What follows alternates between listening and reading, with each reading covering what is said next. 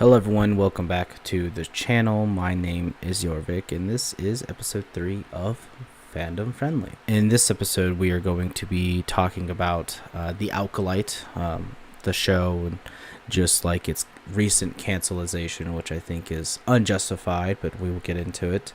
I'm also going to be talking about the kind of what I think the future of Star Wars is going to be, as well as diving into a little bit of, as well as kind of diving into the toxicity that is the Star Wars fandom, and just kind of giving my overall thoughts on it. Now, obviously, I know I look like the type of person that would hate this type of show, who claims that Disney is woke and all of this weird stuff that people on the right seem to be circulating in this big echo chamber that they can't escape from. But I assure you, my initial thoughts on the Acolyte is that I genuinely loved the show and I loved the characters. Now, don't get me wrong, the show is not perfect. There is a lot of issues I do have with it, and some of the issues I have with it are genuine complaints, not because women, as some of these fans seem to complain about. We will get into it, but first, if you like this type of content and if you want to spread positivity among the Star Wars fandom and other fandoms that are out there, please consider liking and subscribing. I assure you this is a safe space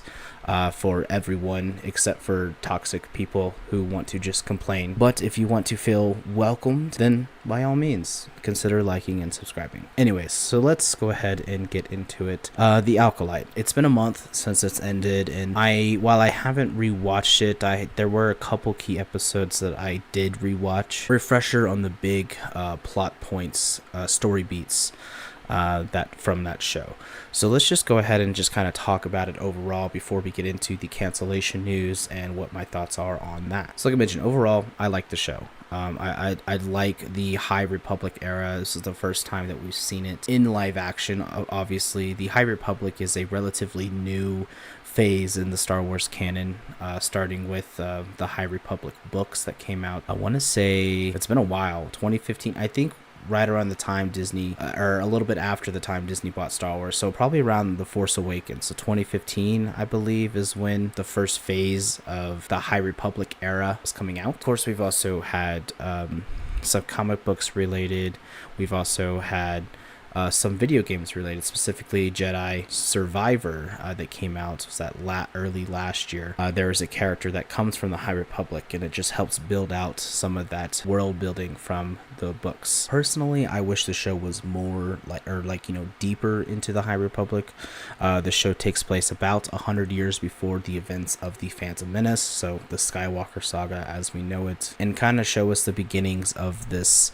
The hubris of the Jedi and how the Jedi can be clouded, because that was the whole point, right? The whole point of the show was to it's probably not the whole point, but just it's one of the takeaways you can take from this show is that it is a precursor to the rise of the Empire, right? The rise of Palpatine and Darth Vader, and the fall of the Jedi, etc. The seeds are technically planted in the show. Obviously, the show can put those seeds in there because of just when it takes place, but you can watch this if you're new to Star Wars and you watch this and you'd be like, the Jedi are kind of not good people, and then you watch episode 1, 2, and 3, you'd be like, oh, okay, no, see, that makes sense. And I think a lot of people need to understand that this is just part of a story, right? It's the same thing when the Book of Boba Fett came out a few years ago. That show probably shouldn't have existed. I'm in the camp that agrees that it probably shouldn't exist, but overall that show didn't do a lot for the lore. Just reintroduce Boba Fett into the modern timeline so he can be a character probably in the upcoming Mandalorian Grogu film, as well as whatever Dave Filoni and Jon Favreau have cooking up for the finale of their whole Mandoverse, as they're calling it. Take my headphones off, getting itchy. But back to the Acolyte, I do think that the main issue of this show for me is the pacing. That seems to be the general consensus from what I've seen online. That's not the toxic hate, and I would agree with that. But I think people also need to realize that unlike the Marvel shows or the other Star Wars Disney Plus shows, those were made by movie people, and so obviously with the movies, they are paced a certain way, because like in most cases you have to tell a story in 2 to 2.5 hours, and that's why other Disney Plus shows have this pacing problem, is because when you have, especially the Marvel shows that are only like 6 episodes, besides like WandaVision and She-Hulk, but you have these issues where they're not written like shows. They are written as a 6-hour movie, and they're just kind of cut to kind of fit to that narrative. So that's why the pacing feels off for those Marvel and the other Star Wars shows. But this show in particular was produced by TV people, so that's why some of the episodes felt cut off in the way where it's like, oh, of course they would end it here. It's like, well, yeah, because these are TV people. They know how to write for longevity. Now, do I agree that did all those cliffhangers work? No, not really. I think there was only a few episodes where that really helped that out, and that was episode 4 into episode 5. And I think it really only worked for those 2 episodes specifically, because obviously we got the view of the stranger, or the reveal of the stranger at least, and then the next episode he went on his killing rampage, which ultimately ended in everyone dying. And that's another thing too. I would also have to admit that I think this show has some of the better lightsaber choreography, and I know a lot of people disagree with that, but honestly, if you just like the basic don't get me wrong, I think some of the prequel fights are good, but they're just waving sticks around, and I know a lot of people, I've seen a lot of complaints too. They're like, oh, well, lightsabers, they're supposed to be this light thing, and they can wave them around all willy-nilly, but this Disney woke stuff is they're like heavy, and they have like a presence, and like they have to fight a certain way. It's like, well, yeah. It's like, because it's based off realistic sword combat. And that's the thing, that was a big criticism I saw with Kylo Ren on how he fought. Like, I think him fighting with more of this like heavy gravitas really like adds just a new element to what lightsaber combat can be, because I think it's just boring, honestly. If it's just like whipping all over the place, you can't tell what happened, there's like no stakes. But in these lightsaber fights, there are stakes, and I do love that they also incorporate a lot of hand-to-hand combat, which is something that we don't really see in Star Wars. And it's something that, like, if you are a Jedi or a lightsaber wielder and you get disarmed, you just be like, oh, well, I'm sorry. No, you're gonna continue to fight. And that's what I, again, appreciate in this show, that it does showcase different fighting styles. Another thing I really enjoyed is the lore. Like, I really love the sense of this dark magic that this coven of witches uses. And a lot of people complain, they're like, why do we have to have a witch coven? And it's like, witch covens have existed in Star Wars for decades. Okay, first of all, not a new thing. Second of all, you only hate it because they're lesbian witches, and obviously that's awesome. Dude, come on, grow up. I should mention, I am a huge ally of the LGBT plus community, because I don't think I've ever mentioned it in a video, but I am, I guess, part of it. I am a open bisexual male. So anything gay in Star Wars or in my fandoms, I just love it, because it's just more representation, and it's more things that people can look up to and be like, hey, look, that's me. I love that. Surprise, I guess. I mean, you couldn't tell by the purple lighting, but oh well. I also saw a lot of complaints about people complaining that, like, oh, how this immaculate conception stuff. I was like, yeah, your Anakin was also born that way, and this just plants the seeds on like how it could have been done.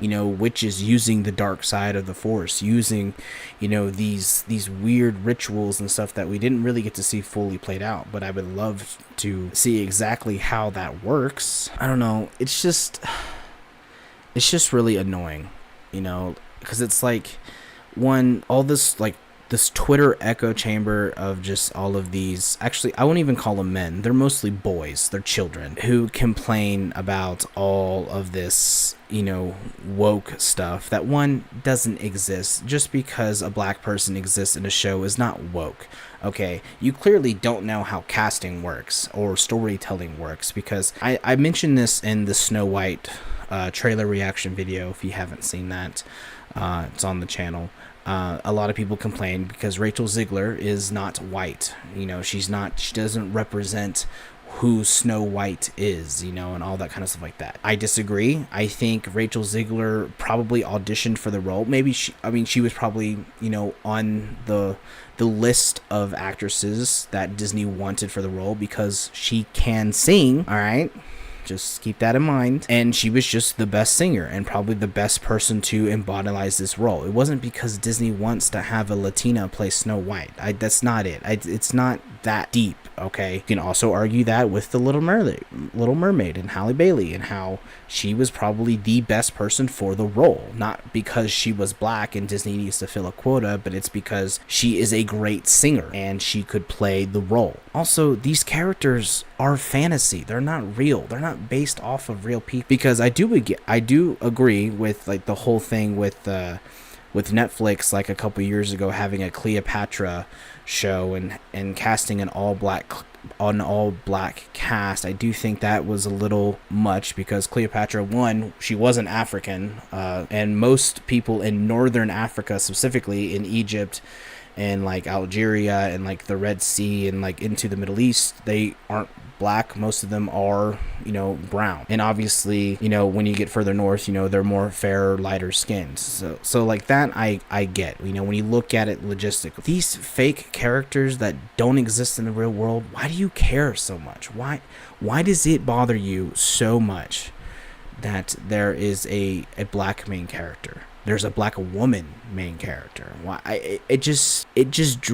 I just don't understand it. I'm sorry. Man, I'm starting to sound like these people, but just the opposite direction. So overall, look, I love the Acolyte. I was really excited for the lore, and let's talk about the lore. Actually, let's talk more about the lore, because I am a huge lore guy. I love like fantasy. I love, I have my own superhero universe that I'm writing. I have my own fantasy universe that I'm writing, and sci-fi stuff. I mean, the idea of world building to me is very important when you are, reading a book, when you're watching a movie, that kind of stuff. Like, I actually have an entire video dedicated to creating your own superhero universe, so if you want to see that, look in the description. But it talks about world building stuff and how like over time you can develop these different aspects of your world, and that's what Star Wars does.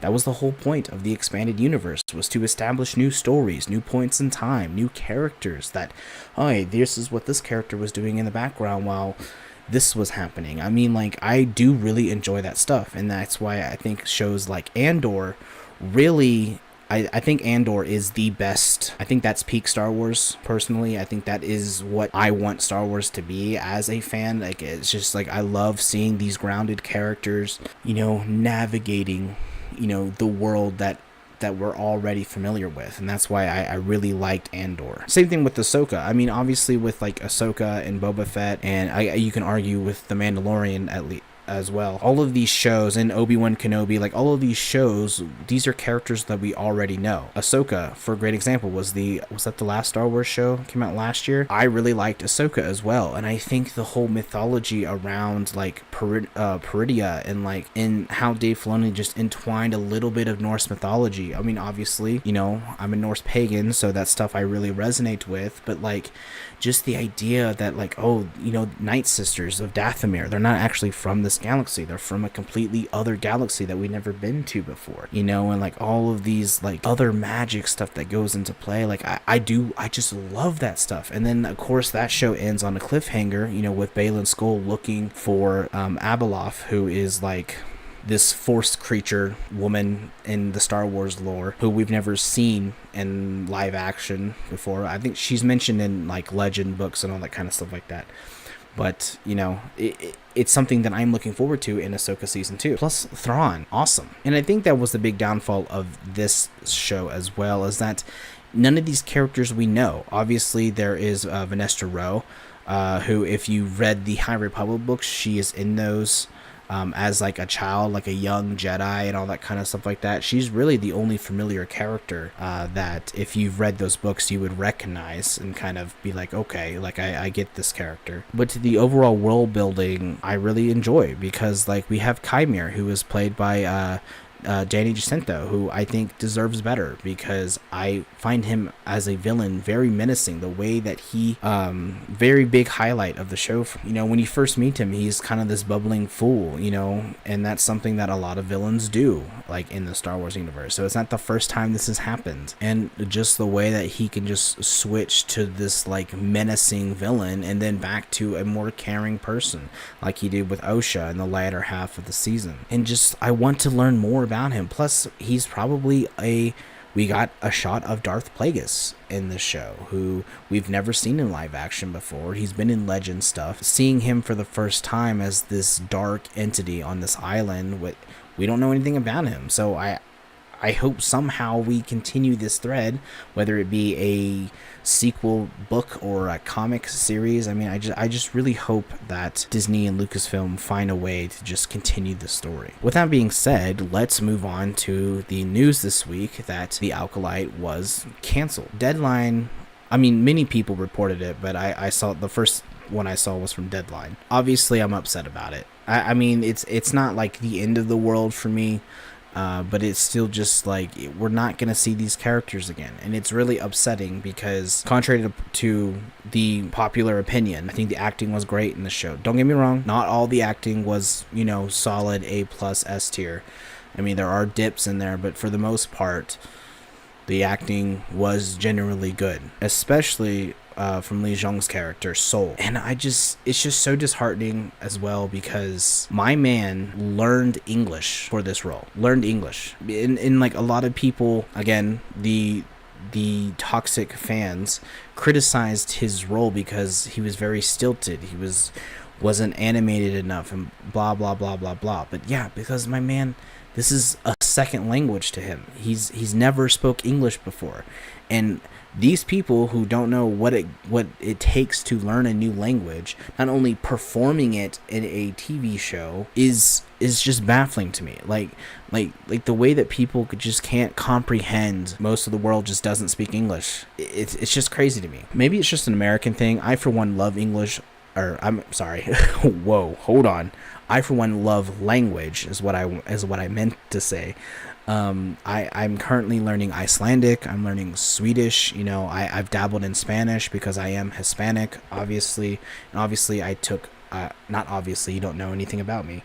I took French in high school, and but I still surround myself with those. Like, I'm not fluent in any of those languages, but I still surround myself in those languages. So like, I listen to Spanish music, I listen to French music, I watch French TV, Swedish TV, Icelandic TV and music, and all this kind of stuff like that. And so to me, language is fascinating, and just seeing, other actors learning a new language just for the sole purpose of this role, I think is endearing. I think it is probably a highlight of their career, honestly. And then too, a lot of like the way that actors are comes from directing. Again, and a lot of these people who don't understand that, like, oh, well, their acting sucks. It's like, well, no, but it could be a directional thing, right? It could be the scene maybe called for a different type of emotion, and the director wanted this, or maybe the director gave leeway to the actors and actresses,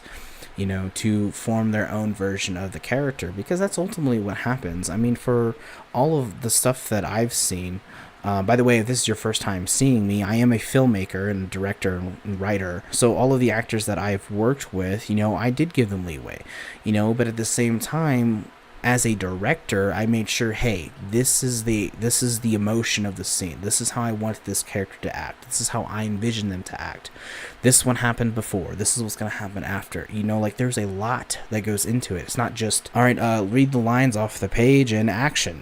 Like, it's not like, I don't know what video I mentioned this in. It might have been in one of my Marvel ranking videos, but I talk a lot about the storytelling of it all, right? And and how these people that complain about the story, don't know how to write a story. Like, it is hard. Like, it is hard to, 1, develop a TV show, 2, write the TV show, and 3, even getting it made, pitching it is also very difficult. So all of these people who are like, well, I can write a better Star Wars show. No, you can't. You absolutely cannot. Actually, I challenge you to write a better Star Wars show, and I guarantee you won't. Same thing with Marvel. All these people like, here's how I'll rewrite the MCU Phase 4, and it's like, but you won't, because you are going off fantasies that you want. You're bringing back all of these characters that you want, and it just doesn't serve the purpose of the story. And I think that's what a lot of these fans need to get through their thick freaking skull, is that there's a reason why you don't work for these companies. There's a reason why you are not in the industry. There's a reason why you don't do anything that contributes to the art of creating a TV show or movie. It's because you don't know how to. And that's what I say to the people that criticize the storytellers, criticize the directors, criticize the actors, criticize the screenwriters. Like, yeah, is everything perfect? No, absolutely not. But people also have to remember that there are so many hands in the pot when it comes to making a TV show and a movie.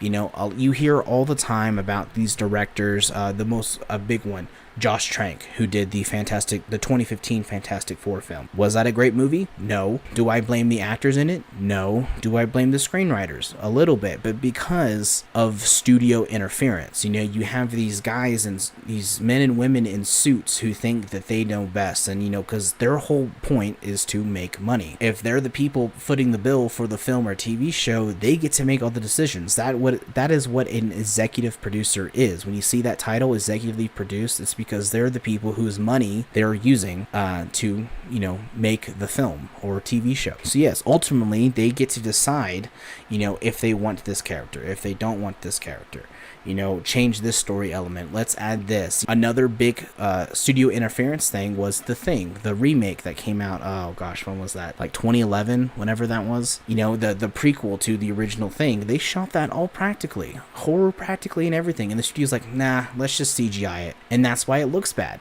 I mean, people have to remember that not everything is up to the director. They're just hired to direct the show or movie. And I feel like that's what happened here. I don't blame Leslie Headland. Obviously, she did pitch the show. She was the showrunner, but she is a fan of the show or of this universe, like she cares so much about these characters. She cares about the lore. And it's the same thing with it's the same thing with She-Hulk. I forget her name, but it'll come to me later. But the showrunner and the writer of She-Hulk, she was pitching She-Hulk for years. Okay, like back in phase 1 or 2 of Marvel, she's been pitching that show or that character, and every single time the studio's like, it's not the right time, it's not the right time, it's not the right time. And I really like She-Hulk, so we'll talk about that when I do my Phase 4 video. It's just so sad, really. And I think what it comes down to is that I think these men, it's mostly men that I see. I'm sure there's some women out there that hate Star Wars too, hate Star Wars. It's just so aggravating, right? That you have a strong fan base, you have these characters that people love, the story that people love, regardless of its faults. And then you have this loud minority of children who just complain on Twitter that there's not any white men in it, and where's Luke Skywalker, or no, they ruined Luke Skywalker, or blah blah blah. And it's just shut up, truthfully, shut up, dude. I'm just so sick of just seeing this narrative fluctuate around that Star Wars is dead, or that Marvel is dead, or that Disney is woke, or DC is woke, or whatever. I'm getting flustered. I have to check my blood pressure after this. I just block those people because, one, their opinion doesn't matter. So if you like this show, or if you like anything that people hate, just know that I support you, and probably I'd like it too. Eternals is a great example. I've been a stan of Eternals since day one, and I think because it was so different, and and that movie was just so my style of filmmaking and storytelling, I really resonated with it. And I think that movie on its own is a solid movie, very good movie, acting great, visuals great. I will talk more about it in my Phase 4 video. But just recently, I've been seeing a lot of people on Threads and Instagram and stuff talking about, they're like, why did I skip this movie? This movie is great. Why is everyone dogging this movie? I really like this movie. And I've been seeing that love for She-Hulk as well, and Miss Marvel, and the Marvels. All of these projects are so good, and people just throw them away because women and people of color, and it's just so frustrating. I don't know if I mentioned this yet in this video because I've been kind of heated about it, but I truly think that these fans, these people are not worth your time. All right, these people probably have never even seen the show. Okay. 2, they're always reporting on like, oh look, Disney, we won, we canceled. And that's the thing, that we need to realize that we have to take this fandom back because of these children, these little boys, okay, that cry on Twitter all day and to hope that Elon sees them or whatever, and complain about woke that doesn't exist, and complain about these fantasy characters that are aliens, they're not even on Earth, are just a little bit different than them, and that they mock them. They're just a loud minority. Those people don't matter. Those people don't have lives. Those people don't understand what it's like to create art, because those are the same people that are just so willingly letting AI take over their life, which is crazy to me. And at the end of the day, like I said, we need to take our fandom back, because this is a win to them. And if they think that us real fans are going to stand by and just let Star Wars fall apart, let Marvel fall apart because they have a louder voice than us, they're sorely mistaken. Like, truthfully, they are mistaken. That's why the best thing to do is, when you see these people, just block them, because the more people that blocks them, the less their influence is, right? And then they're just going to get stuck in that echo chamber and thinking that their message is getting out, but it's really not. Now, unfortunately, we can't get everyone, okay? I've seen a lot of these just anti-Star Wars videos starting to circulate on my page, and like, they're getting small view counts, relatively speaking, so that's good. But it's still just so frustrating. It's so frustrating, because now they think that anything that they complain about, a studio will change. A studio will cancel a show because, oh, well, the fans don't like it. They're not the real fans. Lucasfilm, look at me. Disney, look at me. They're not the real fans, okay? I wanted the show to succeed. And in a way that it did. It did succeed. It drummed up a lot of, controversy, but for the wrong reason. I really hope Disney, Lucasfilm, I really hope that, I think the move was to cancel the show, but somehow they're going to announce a new show that's going to continue the story. And I really hope that they do that. I really hope that I'll be okay if they drop the Acolyte title. Because in a way, in theory, they could, right? They could drop the Acolyte title and continue it with something else, like Sins of the Jedi, or, The Darkness Rises, or whatever. I don't know. Wait, I think that was already a thing. It doesn't matter. The point is that we can't let these people win, okay? I'm going to keep iterating that. And I'll mention more in my Phase 4 ranking video, because a lot of people, guess what, don't like Phase 4 of Marvel. Why? Because they introduced a lot of new characters that were women and POCs. Like, I mentioned this in my Phase 3 ranking video, that you can statistically see prejudice when it comes to these movies. And it's just really unfortunate. Look, I mean, I don't know what else to say, honestly. It's just that if you made it this far somehow, thanks. I mean, I hope you agree with me. I hope you agree that the Acolyte, while it has its issues, it has its flaws, like every show, every movie has its flaws, and that it's still a worthy Star Wars story.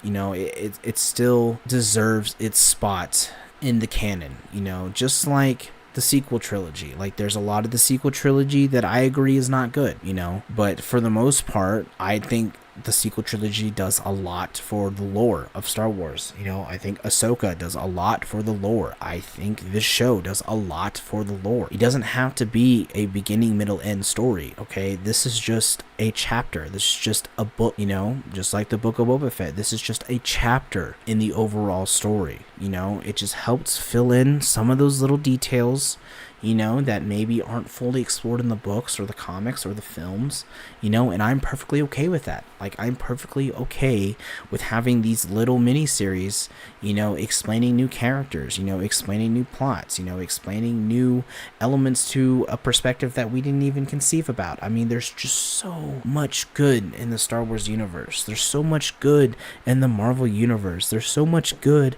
in even the DCU, the old DC universe. There's a lot of good in those movies. And I think just a lot of people overlook them because that's what society says. And I think it's unfair. It's unfair to the artists. It's unfair to the writers. It's unfair to the creators. You know, it's just unfair that these people get treated the way that they do. I mean, you have actresses who get bullied so hard online where they just leave social media altogether, or they quit acting altogether. You remember Hayden Christensen? He quit acting because of the hate that he got for, you know, the prequel trilogy, for Attack of the Clones and Revenge of the Sith, you know. But look at him now. You know, he's coming to Star Wars conventions, he's coming to Comic-Cons, he's interacting with fans, you know.